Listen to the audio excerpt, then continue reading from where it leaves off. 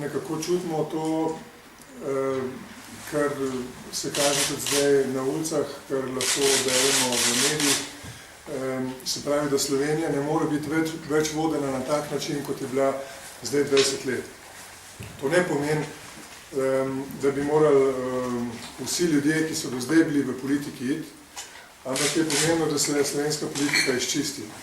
Da grejo iz politike predvsem tisti, ki so tu že predolgo in so v nek način del problema in ne morejo ponuditi več nobene rešitve. Ena od ključnih stvari je seveda etična čistost. Ne morejo nam govoriti države ljudje, ki so vpleteni vse afere od leta 1991 ali pa skoraj vse,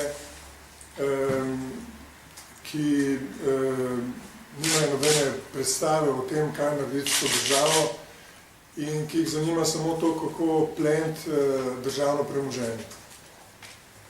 Ta vlada je nekako vrh te ledene gore. Upanje, ki ga je slovensko volilno telo imelo lani decembra, da bo nova vlada pripeljala nov zagon, se ni uresničilo in zato smo zdaj v tem trenutku tle, kar smo.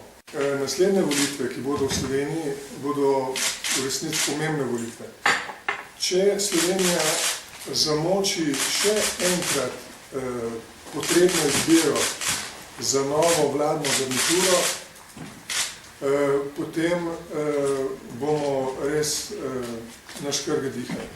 Potem niti te grožnje, veste, o trojki iz Bruslja ne bodo več največje grožnje, ampak se potegne situacija še bolj poslabšati.